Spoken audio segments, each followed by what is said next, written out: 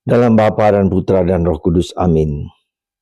Allah Tritunggal, Engkau memberikan kemerdekaan kepada bangsa kami.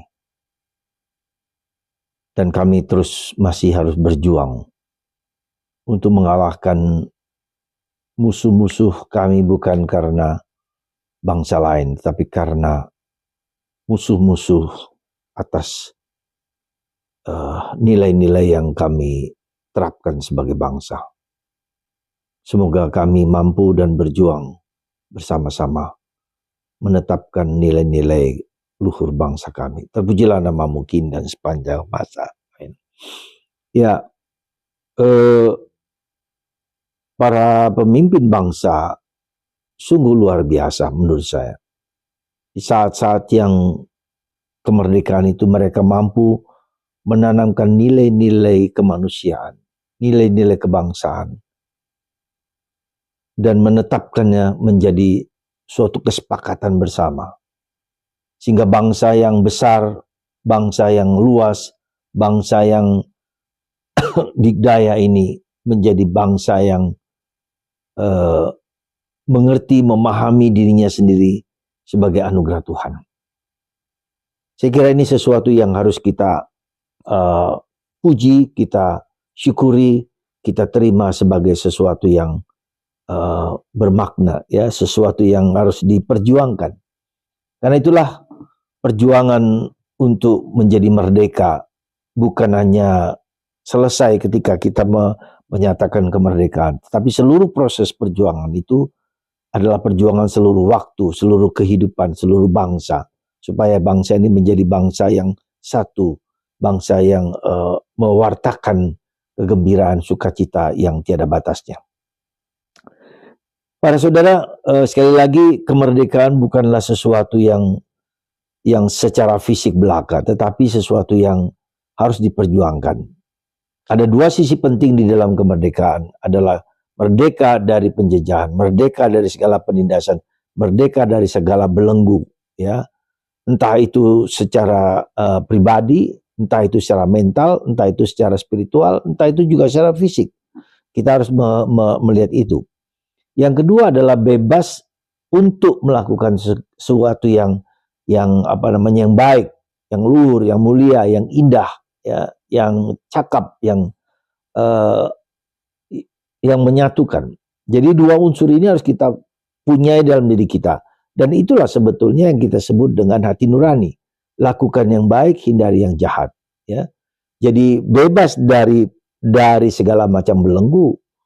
Sekali lagi dari berbagai macam aspeknya, ya, yang menjadi kunci di negara kita ini adalah belenggu dari apa? Dari korupsi, ya.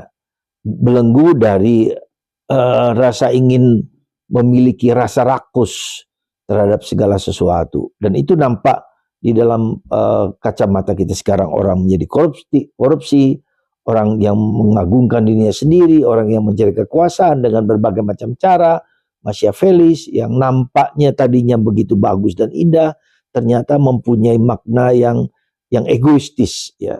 Nah, itu sepertinya itu terjadi di dalam dunia perpolitikan dan dunia bangsa kita. Sehingga nilai-nilai keluhuran bangsa ini dihancur leburkan hanya karena keinginan untuk merasa bahwa dia mampu dan melakukan apa yang terbaik, sehingga banyak hal dirobohkan, dihancurkan, dan diperlakukan sesuai dengan apa yang dia inginkan. Jadi hukum-hukum menjadi hukum yang tidak karuan, hukum yang mementingkan diri sendiri, yang melakukan untuk diri sendiri. Dan itulah yang kita lihat dalam bangsa kita akhir-akhir ini. Ya, semoga Indonesia yang tadi berharap bahwa seseorang itu akan menjadi pembela bangsa, yang mencintai bangsa kita, bangsanya sendiri, tetapi sekarang ternyata jauh daripada yang kita harapkan. Nah, lalu apa yang menjadi catatan kita dalam kemerdekaan ini? Catatan kita yang dalam kemerdekaan ini menurut saya adalah kita mempunyai dua warna di dalam di dalam bendera kita, merah dan putih. Mungkin yang harus semakin kita yang harus kita perjuangkan adalah warna putih, kemurnian hati, ketulusan hati. Bukan bermuka bendua atau bermuka dasamuka, ya, tetapi sungguh-sungguh adalah orang yang menunjukkan kemurnian, ketulusan, ya, kejujuran, ya, bukan pada materi yang kita lihat, tetapi kepada nilai-nilai kemanusiaan. Dan itu yang menjadi sangat sulit dan menjadi harus kita perjuangkan bersama saat-saat ini juga, ya. Jadi dari bendera kita yang merah putih itu unsur ketulusan hati harus kita perjuangkan, ya.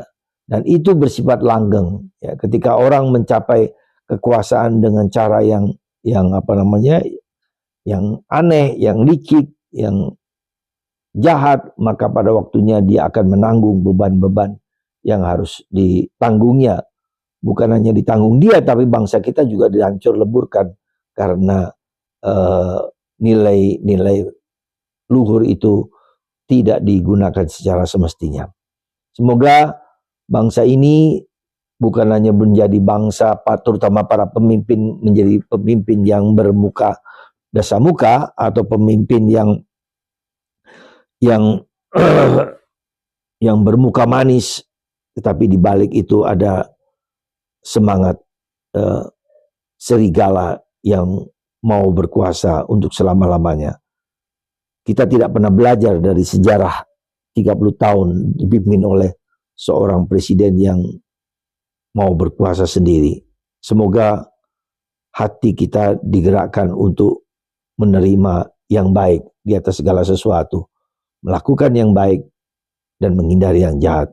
Itulah hati nurani, dan itulah yang harus kita pegang. Tuhan memberkati Anda dan saya semua, Bapa, Putra, dan Roh Kudus. Amin.